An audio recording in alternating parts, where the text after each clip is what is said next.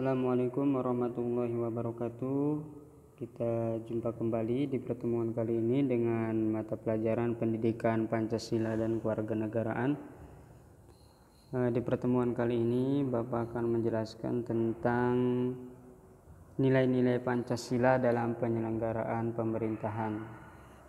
Di pertemuan sebelumnya Bapak sudah menjelaskan tentang konsep pembagian kekuasaan di Indonesia.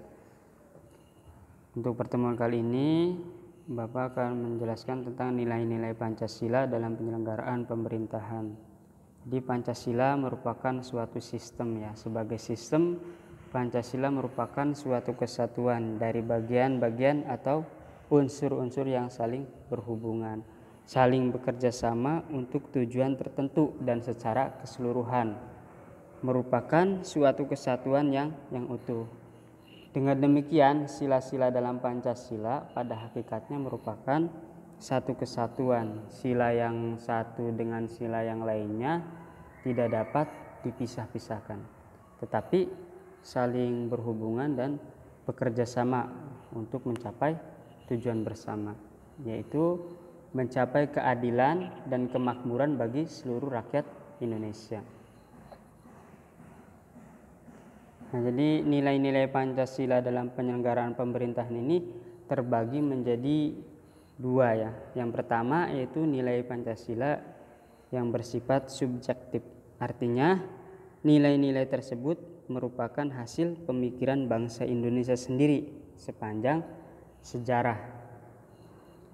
Nilai subjektif Pancasila ini dapat dijabarkan ya. Yang pertama yaitu nilai-nilai Pancasila timbul dari bangsa Indonesia sebagai hasil penilaian dan hasil pemikiran bangsa Indonesia. Yang kedua, nilai-nilai Pancasila merupakan pandangan hidup bangsa Indonesia. Yang ketiga, nilai-nilai Pancasila mengandung 7 nilai kerohanian ya, yaitu nilai kebenaran, keadilan, kebaikan, kebijaksanaan, etis, estetis, dan religius yang perwujudannya sesuai dengan kepribadian bangsa Indonesia. Itu penjabaran dari nilai subjektif Pancasila. Yang kedua yaitu nilai Pancasila bersifat objektif. Ini bagian yang kedua ya dari nilai-nilai Pancasila dalam penyelenggaraan pemerintahan. Yang kedua yaitu nilai Pancasila bersifat objektif.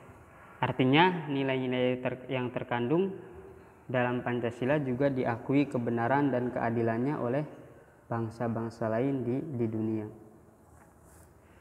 Jadi nilai-nilai objektif Pancasila ini dapat dijabarkan. Yang pertama, nilai-nilai dalam sila-sila Pancasila bersifat universal. Yang kedua, nilai-nilai Pancasila terkait dengan hidup kemanusiaan yang mutlak antara manusia dan Tuhan, antara manusia dan manusia lain, serta antara manusia dan lingkungannya. Yang ketiga, Pancasila dalam pembukaan Undang-Undang Negara Republik Indonesia tahun 1945 menurut ilmu hukum memenuhi syarat ya sebagai kaidah negara yang fundamental serta tidak dapat dihapus oleh siapapun. Dengan demikian nilai-nilai Pancasila akan tetap ada.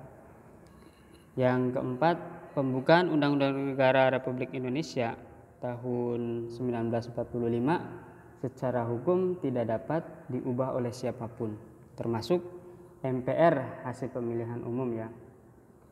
Ketika mengubah pembukaan Undang-Undang Negara Republik Indonesia tahun 1945 sama artinya dengan membubarkan negara Indonesia. Dengan demikian, rumusan Pancasila yang berada di dalam pembukaan Undang-Undang Negara Republik Indonesia ya, tahun 1945 akan tetap ada. Jadi kedudukan Pancasila sebagai sumber nilai pada hakikatnya itu merupakan penegasan bahwa ya Pancasila merupakan pandangan hidup bangsa Indonesia. Hal ini mengandung pengertian bahwa Pancasila merupakan landasan moral dalam kehidupan bermasyarakat, berbangsa, dan dan bernegara. Nah, mungkin itu saja yang perlu Bapak sampaikan untuk materi kali ini. Apabila ada yang kurang jelas atau kurang paham boleh ditanyakan ya. Cukup sekian. Wassalamualaikum warahmatullahi wabarakatuh.